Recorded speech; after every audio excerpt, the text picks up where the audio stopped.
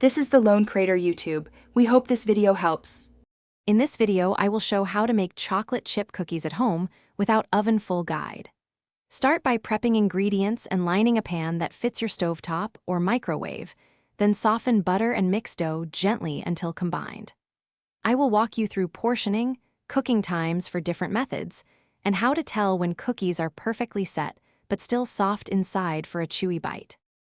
For the stovetop skillet method, I will explain how to create shallow steam and low direct heat for gentle cooking. Prepare cookie dough and drop portions onto a greased heat-proof surface inside the skillet, then cover and cook on the lowest flame while checking every few minutes. I will share timing tips, how to avoid burning the bottoms, and how to finish cookies so they stay tender and slightly chewy. I will show microwave and grill options that work when you have no oven available, with clear timing and power guidance.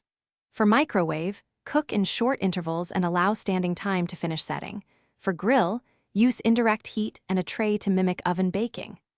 I will also cover managing moisture, preventing soggy centers, and achieving a golden edge while keeping the interior delightfully soft. Thanks for watching. Consider subscribing if we helped you.